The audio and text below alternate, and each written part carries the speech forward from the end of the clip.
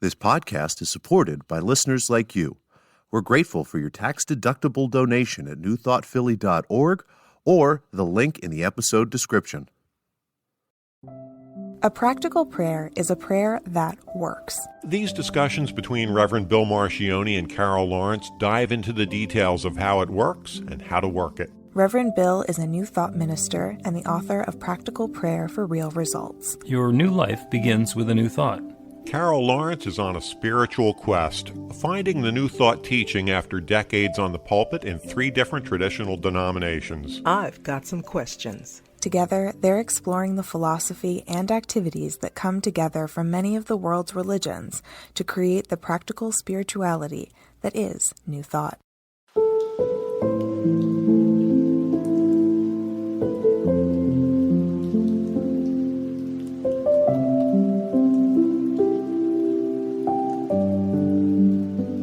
Welcome to the Practical Prayer Podcast. I'm Carol Lawrence, and I'm here with Reverend Bill Marchioni. And you got a new notebook. So I got a new notebook. You're taking this seriously. I'm totally committed. Once I get that notebook, it's a wrap. Okay. So, and what are we talking about today? The answer to the prayer is in the prayer. And let me tell you why I want you to talk about this. Okay. I found Science of Mind book by Ernest Holmes 100 years ago. Okay, so I'm reading this thing, and I ran across that line, the answer to the prayer is in the prayer, and I'm trying to figure out what the heck does this mean? So it sounds beautiful. It really does. But it didn't click because I was laying it juxtaposed to all of the prayer structures that I understood in the traditional church. And there's all kind of formulas, but whatever. They're basically all the same thing. You know, you're asking and you're asking and hoping and all of that business. And you could take time to structure it however you want to structure it. It's still the same. You're still asking and hoping for an answer. So I couldn't see how asking is the answer in the prayer. You know what I mean? Gotcha. It wasn't going. Yeah. So if you're asking and the answer might be no, then the answer may or may not be in the prayer. Exactly. And the other thing is, you know, in traditional church, you are always leaving the door open. And probably, you know, depending on where you are, it could be 90% open or 10% open for God to come up with something different. So how could the answer to your prayer be in the prayer if there's a possibility that God will come and change the whole thing? So there's not a whole lot of faith, you know, that you can have in that. You're just like a whole lot of hope. Right. Okay. You know, I got it. Maybe and roll the dice kind of stuff. Yeah. And this comes into the way that we phrase it is your new life begins with a new thought. And Ernest Holmes said, change your thinking, change your life. And Jesus said, as you believe, so it shall be done unto you. He didn't say, as you believe, so it might be done unto you, if an external power decides that that's okay. It is about our faith and belief. And what we're doing is we're opening up a channel. And in our prayer, we're opening up a channel through which the good can flow. And the less we pray for specifics, the more effective we will be. And what I mean by that is, if I want to have, let's go with a loving relationship, I can open myself up to a wonderful, delightful, loving relationship. And if I narrow it down to, I want to have a loving relationship with that person over there starting this Saturday night at 8 o'clock, then I'm putting some tremendous limitations on how that loving relationship can show up in my life. Now, I don't want to be completely broad-based. I do know people who said they want to have more love in their life, and they thought they were talking about dating, and they wound up with a puppy. And they definitely have more love in their life, but they say, this isn't what I had in mind. Another friend of mine wanted to be in a serious relationship. Wanted to be in a serious, committed relationship. She was divorced and had a kid and really was yearning to get back into having that deep, full connection with somebody.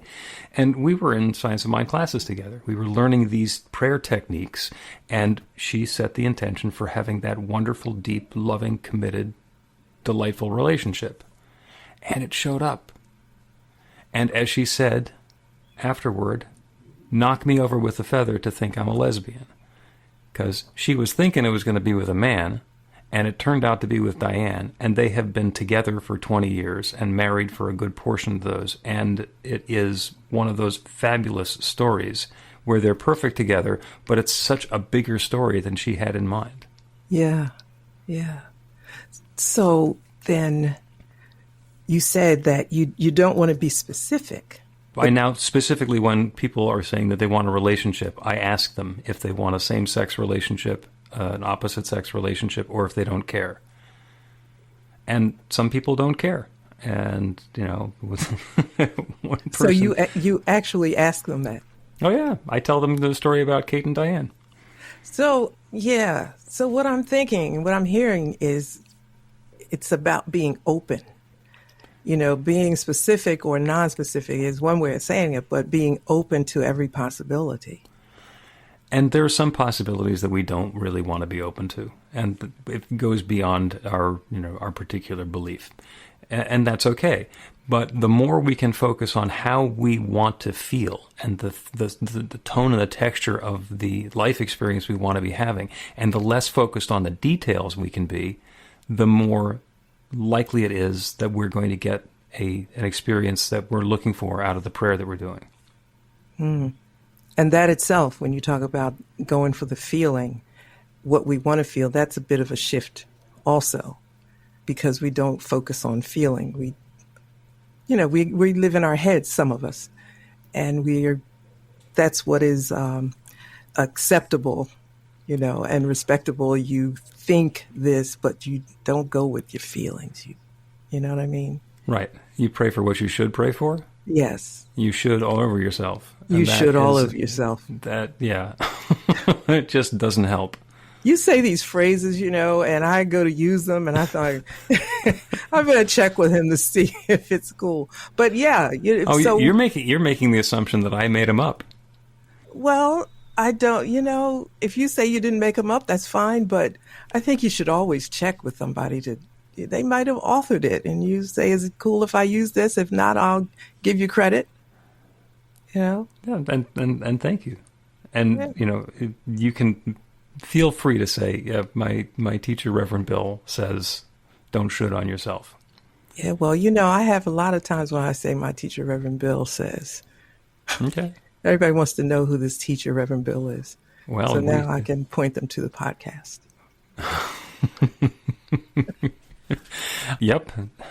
We have a series of promotional postcards that we, pithy little sayings that we came up with a few years ago. And one of my favorites is the one that says, you've got questions, we've got questions too. I like that. I like that. But, okay, so go back to when you were saying that you will ask the person if you're interested in same-sex or open to anything else, heterosexual, homosexual relationship. And I looked, when you said that, I said, do you really ask them that? But that's so important, right, to clarify. Yeah, and I read the room a little bit before I ask that question, because usually we're sitting there and we're doing the intake before we do a prayer together, and they're talking about the relationship they want to have. And so I'll say, am I correct in assuming that you want that relationship to be with a man? And sometimes I go, oh, yes, of course. And sometimes I'll be a little bit more edgy in the way that I ask the question, because it's a fun question. Yeah. Because if somebody is thinking that they're looking for a heterosexual relationship, and then you ask that question, you're actually doubling the possibilities of the people who are out there to have that relationship with. Right. So there are two different ways to look at it, and for me, it's just fun. And one of our members had been in a relationship, been married once, a couple of kids, was in a relationship that had some tension but had some good parts to it. And she and I started working together on her perfect relationship. And she was completely open. And she'd had straight and lesbian relationships. She was completely open, however that has happened. And she and her wife have been married for 5 years now and very happy. Well, in the tradition from which I have come, that was always a no-no. For me, I couldn't figure out why it was a no-no. Like, people do what they feel like they need to do. It's cool. So, of course, I couldn't talk about it. Yeah, and that's an example of how somebody shoulds on themselves. Yeah. I should be in a relationship with a man. I should be in a relationship with a woman. Listen, I don't care what kind of relationship you're in. As long as if it makes you happy, then that's fine. If I can help you find happy and make that work, even better. Yep. If it's loving and consensual, then who am I to say? See, that's why I like New Thought. No, rewind. That's why I love New Thought. Because it's like you give God space to be God. You let God out of this box. You know, we keep God in a box and you have to do this. God is not going to be confined in any box. But once you make that step to say, I will allow God to be God, I will allow myself to know God, a God that is limitless and infinite in all ways, even in God's thinking. Now you got to stand there for a minute and understand what you're really saying. But that is so freeing. Mm-hmm. In one of the earlier episodes, you talked about when you used to go clubbing and you would leave God outside the club. Yeah. And I completely understand why you would do that. Because if it's a judgmental God, you're doing some stuff that you really don't want to be on the record and be judged for. Right. Okay. You know, we get home and I'd have a conversation with God about it, but, you know, because you got to get that forgiveness thing in there just in case God knew what was going on. Just in case. Oh, yep. And the approach that we have with it is that God is not just going to be there with you. God is going to be there as the activity. God is sharing itself as all of its creation. That includes all of the stuff that we are, all of the activities that we're involved in, regardless of how we or society label them. You know, if it's possible, it's okay with God. And that opens up a conversation for something else I know we'll go into, but seeing God in everything, and that is so amazing. It's just incredible because, you know, in the traditional church, and I don't want to get away from the subject, but, you know, this is your fault. You started going down this way, so I'm going with you. I should stay on topic? Yes. Watch out. When I was really young, you know, we had the hymn book, and you could only sing certain hymns, you know, and they were nice and meaningful. But once you get a certain age, you know, a little bit, you need something else. So around that time, gospel music was being introduced into the church, which the church said was the devil's music. Right. And I questioned that immediately, because if God can't be confined to playing music one way. You know, we live in a big world. And even though I lived in a small world where there was only church music, gospel music, and jazz, that's all you ever heard. You know, those were only genres that you knew. And then maybe classical. Well, God wasn't in any of that. He was only in the hymn book. And what in the world kind of God do you have? You know, you're in big trouble if that's the only way God can speak to you through music is in the hymn book. And so when you start questioning, you know, it gets bigger and bigger. Yep. And better and better. Well, let's take a quick break and come back and talk about the notion of putting up a sign that says God not welcome here, which is what you're going to do if God is only in the hymnal and you're going to do other music when you're not in church. Okay. Okay, that's good. Get inspiration in an instant. God calls are the gentle and uplifting moment of truth to help you remember that the bright light of God's love is shining right now as you. It's your God Call with Reverend Bill. Start your 2-week free trial today, and you'll get a phone call 4 times a week from Reverend Bill with an uplifting half-minute message filled with insight, wisdom, story, and fun. Let your light shine. You can answer the call to listen to it live or let it go to voicemail so you can hear it later. After the free trial, your subscription is just $5.95 a month. The details are at godcall.org. God calls are disruptive, intentionally. Whenever you write something, put on a gold star. They take you away from your routine to remind you about the truth of who you really are. They come at random times between 8:15 a.m. and 6 p.m., so you won't be expecting them. And somehow, the message is exactly what you need to hear at the time. Magic is loose in the world. It's a moment of motivation in the middle of your day.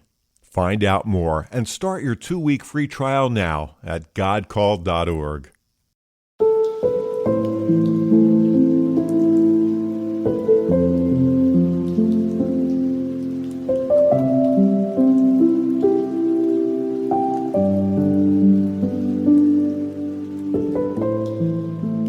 Welcome back to the Practical Prayer Podcast. I'm Carol Lawrence, and here with Reverend Bill Marcioni, and the conversation has been amazing.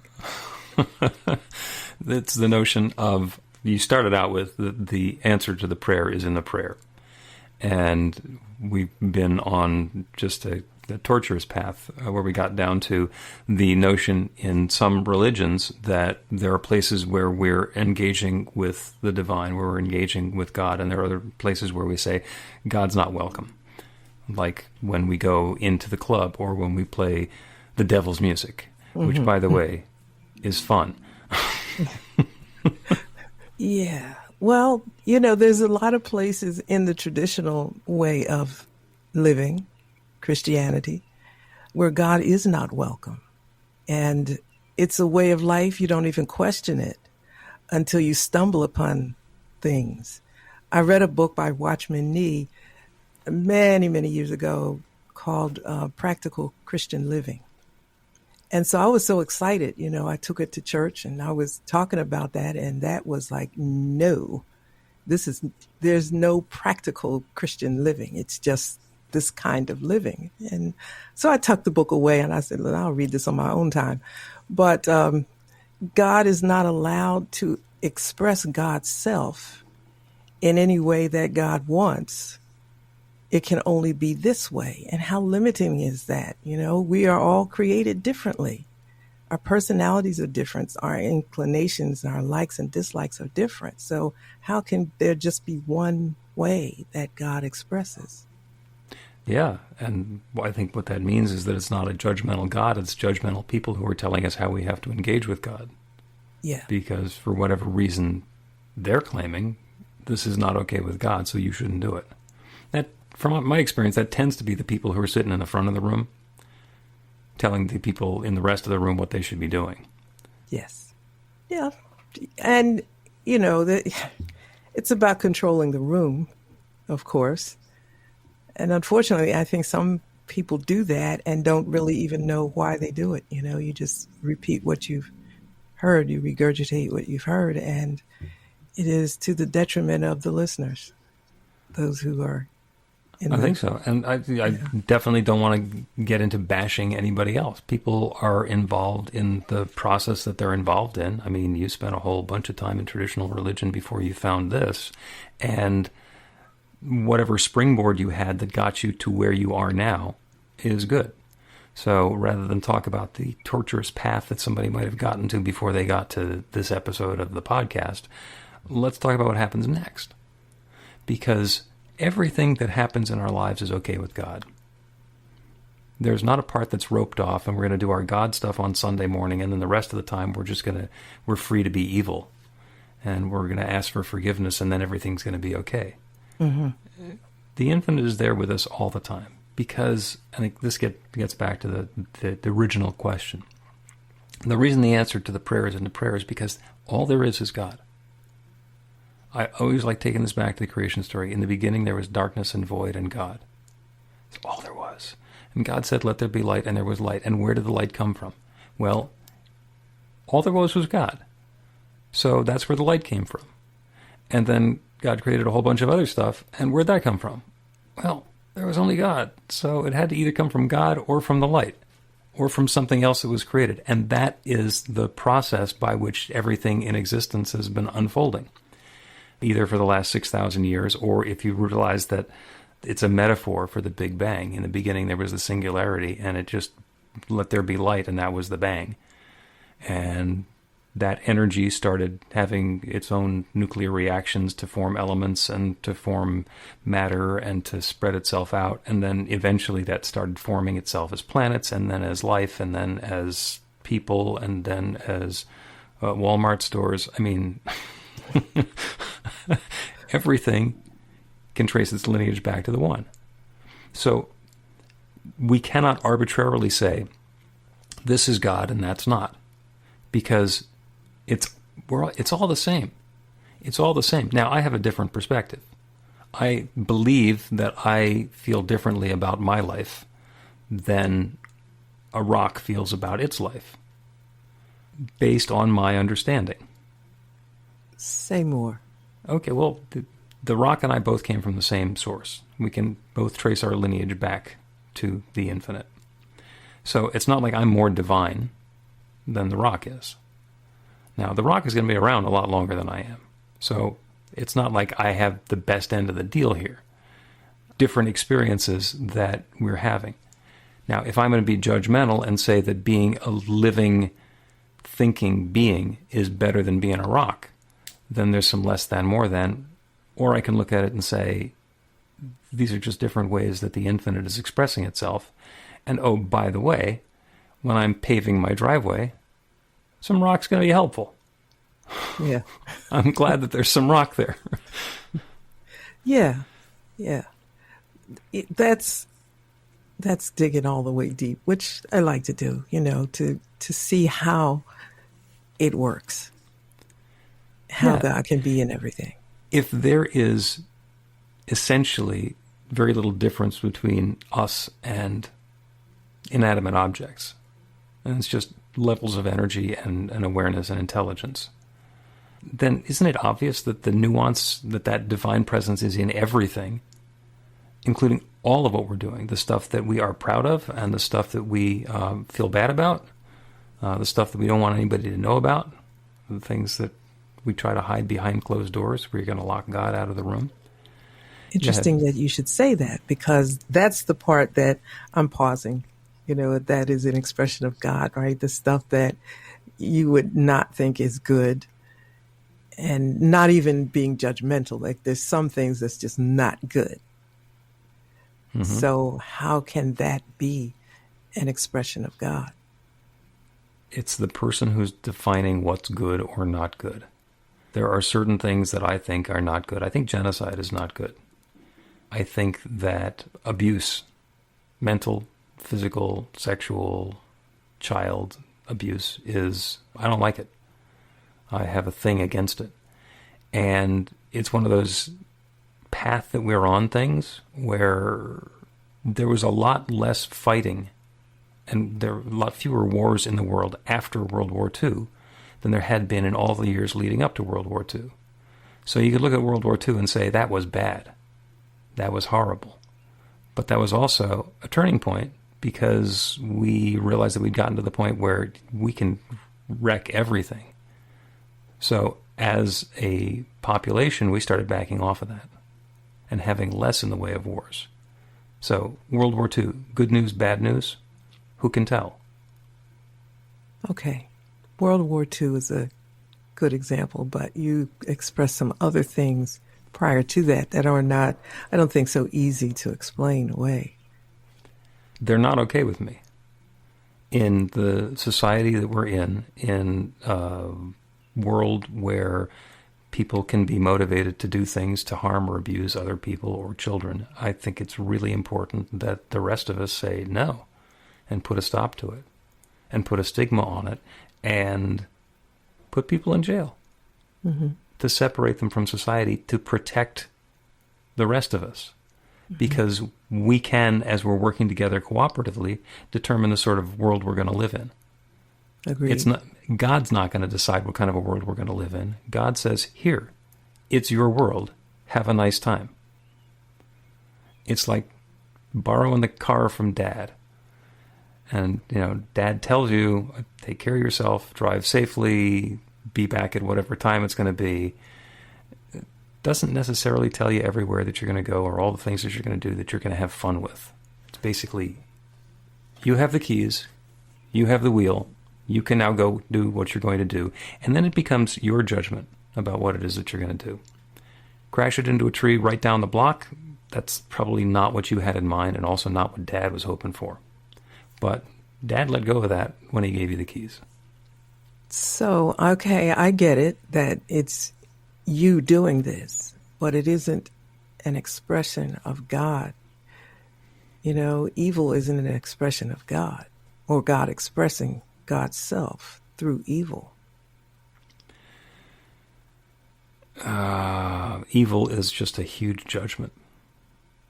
What we like to say in New Thought is that it's all love.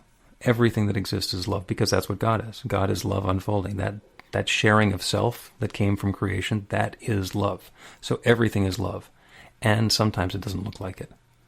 Sometimes things look like they are evil. Sometimes things look like they're bad or uncomfortable or unwieldy or scary. And the fear is when we are not able to see the love in the situation. I sometimes describe it as the light. When we're looking for the light and we're seeing the darkness, there's something blocking it. The shades are closed, there's soot on the glass. We are standing with our back to the light and all we can see is the shadow. The light didn't go away. The circumstances and the situations are making us not able to see the light at that time, and it is then our job, our opportunity, and in fact, if we wanted to change, our responsibility to get ourselves out of the way, to put ourselves in a position where we're letting the light shine. Because we can tell. We can tell? We can tell. When you put a label on evil, you know what it is. And you're willing to take a stand and say, not on my watch. Right. I am not going to condone that. I'm not going along with that. That is not okay with me. Mm-hmm. And when we pivot, so I'm seeing this circumstance going on with people who are abusing children, and I pivot. What's the experience I want to have instead? Mm-hmm. I want that to be love and respect and harmony and openness. And whatever it is that's leading to that abuse happening, it's okay with me for that to go away through whatever mechanism and channel that happens. And it's going to go away to be replaced more fully with love and respect. So I'm seeing two avenues or two energies at work here. You know, I can control what I think and feel in my own assessment of something and how I want it to be. That's me. And I get that. And I am responsible to me to make sure that I am correct, for the lack of a better term. But what I'm seeing on the other side, I'm not seeing that as God. You know, I'm not seeing that as an expression of God. I can see myself and say that how does God express God's self in this situation, toward this situation, which goes to the practical prayer. Mm-hmm. And maybe if you can make that connection to the practical prayer, then it'll bring this into full circle. Okay. You sometimes hear me talking about the second act. You know, in a 3-act drama, the first act, you basically introduce the characters. The second act is where the problem comes along. Everything starts going to hell. Everybody's going to die. It's awful. Oh, and the bad guys show up and they're going to ruin everything. And in the third act, there's a resolution where the people who you got to like in the first act find a way to overcome whatever showed up in the second act and get to resolution. And that's a classic movie. Mm-hmm. or play or whatever it happens to be. All right, so from a personal experience standpoint, the second act sucks. But the second act is what sets up the resolution in the third act. So as we're going through all of the stuff that we're claiming is not godlike, basically that's the stuff in the second act. That's God showing up as Darth Vader. Because only by understanding the depth of the story and transcending it can we understand who we are in relationship to Darth Vader, blow up the Death Star, and save the princess. Got it. Okay. In the third act. So claiming that God's not in the second act because we prefer the third act and we really like the people from the first act is discounting the value of the process. Yeah. Yes. But that is huge. I followed you every step, you know, while you were saying that, and situations were pouring into my head, and even conversations that I've had with other people. It's amazing what you can think in a matter of a few moments. But I get it. But that's really big, you know, and it takes some time, I think. Yeah. Well, God is really big. And if God's in a box, it's not that God is in a box, it's that we have a box, and we're not thinking outside of that and allowing God to be as big as God actually is. So when Ernest Holmes said, change your thinking, change your life, it's that thinking. God is not that limited. God is everything, everyone, everywhere. And it is possible for that goodness to be showing up even out of this crappy second act. Mm-hmm. Again, that's big. You know, there needs to be a course on that too.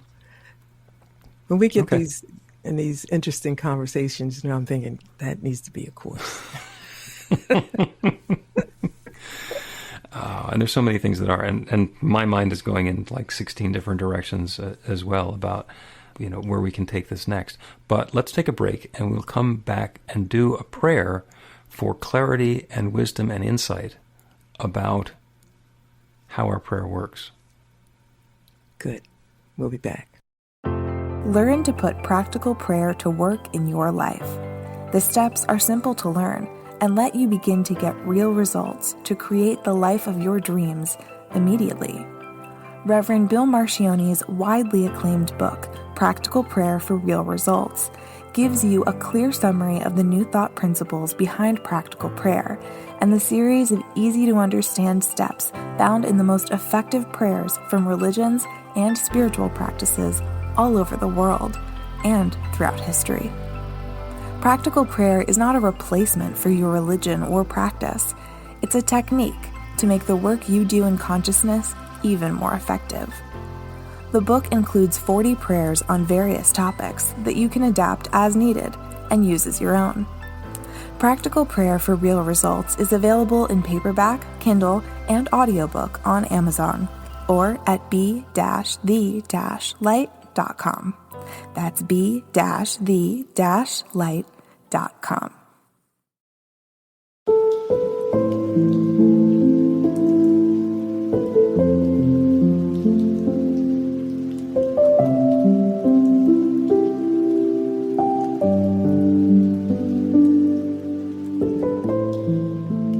Welcome back to the Practical Prayer Podcast. I'm Carol Lawrence, and here with Reverend Bill Marcione. We're going to have a prayer. We're going to do a prayer. Okay, and clarity. Yeah, where you started this episode is the answer to the prayer is in the prayer. And there's been a lot of discussion about where God is and where God is not. So the prayer is going to be on that perspective, on opening ourselves up to that infinite power and presence that is in everything, the things that we like and the things that we don't like, so that we can be in harmony with setting our intentions. We can basically open ourselves up to allow that infinite power to flow in a way that brings more good into our lives. Good. And when I say good, it's not good with a capital G, like it's the good that God wants. The good in our lives is whatever it is that each of us finds to be good. And that's life-affirming and positive and uplifting. Things like prosperity, a lot of people find to be good. Things like robbing banks, people generally find to not be good. And you know the difference. And if there's somebody who's listening, there's somebody who's listening to this prayer who can think, now I'm going to get away with a really great heist. I think they've probably missed the point, but it applies just as well to everybody. Only you would think about that. You'd catch that one. The answer to the prayer is in the prayer. So let's go ahead and take this into prayer. Let's go ahead and turn away from the details in the world around us. If it's safe to do so, go ahead and close your eyes, or go to a soft focus, or otherwise let loose the attachment to the evidence showing up in the physical universe around us, so that we can turn our attention to the divine, to that infinite power, that creative source that creates everything. As described, it's God. In the beginning there was darkness and void and God said, let there be, and there is. That divine intention was activating a creative law that responded. It said yes. God said, let there be light. The law responded, and there was light. God says, let there be, and the law responds, and there is. And everything that exists everywhere is that divine power and presence and intelligence and substance of God, shared in its own specific way. It's the same story in the Big Bang. It is all the one being shared in different ways, unfolding, evolving, whatever words we want to use. Everything that exists is that divine presence expressed in its own unique way. And as sentient, intelligent beings, each one of us has the ability to use that infinite intelligence, to access that divine creative power, to activate that law that always says yes, by setting a positive and powerful affirmative intention. Let there be good. Let there be good and more good and more good for each of us and for all of us in ways that we describe as good, in ways that are life-affirming and supportive, and bring more love and more joy and more harmony and more peace and more sweetness and more richness and more prosperity, more health and vitality, more depth of relationship, more creativity, more rich and comfortable sharing, more deepening of spiritual consciousness into each of our lives. Good and more good unfolding for each one of us and for all of us. The answer to the prayer is in the prayer. The intention of the prayer is for good unfolding for each of us. I set that intention, knowing that there is nothing that stands in the way of it. There's no force of evil. There is no way that the darkness can possibly block the light. There's something that can block the light that brings on an experience of darkness, but the darkness itself has no power. So in the instance that any of us is feeling a lack or absence of the good that we're seeking, that we feel that there is darkness, we open ourselves to the awareness of whatever that obstruction might be. What is getting in the way of this good showing up in my life? And taking whatever steps are available to clean off the lens, to remove the obstruction, to turn towards the light, to do our part, to engage in this process, to allow the love to flow, for the light to shine, for the good to unfold. We are involved in this co-creative process. The steps are ours to take. The intention is even more important. The intention is ours to make. The intention for good and more good, as we understand and experience it, unfolding in the lives of each one within the sound of my voice. And with this intention for good, I speak this word into the same creative law that has been saying yes since the beginning of time. The same law that responded when the infinite said, "Let there be light," is responding to this now. Let there be good. And the law only has one answer. It says yes. It says yes, and that's why the answer to the prayer is in the prayer, because the answer is yes. And with gratitude for this understanding, for this good that's already unfolding, for the ability to activate this creative law, with gratitude for all of this, I speak this word, I release it into that law, and I let it be. And I know, without question, doubt, or hesitation, that this is so. And so it is. So it is. That was beautiful. Thank you. I felt like I was continuing the teaching in the middle of the prayer. I got news. That does happen. But it is so cool with me, you know.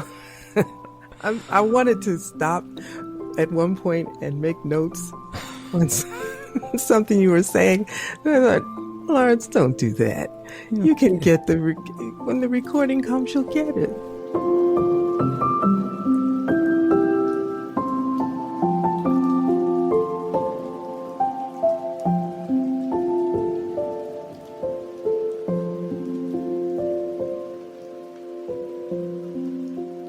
The Practical Prayer Podcast with Reverend Bill Marcioni and Carol Lawrence is a production of BeTheLight.com. be-the-light.com, where you can find more information about practical prayer for real results. Our theme is by Music of Wisdom.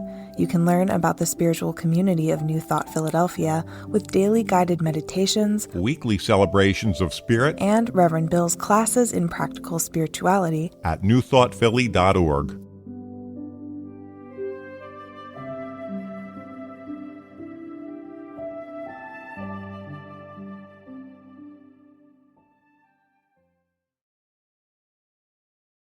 This podcast is supported by listeners like you.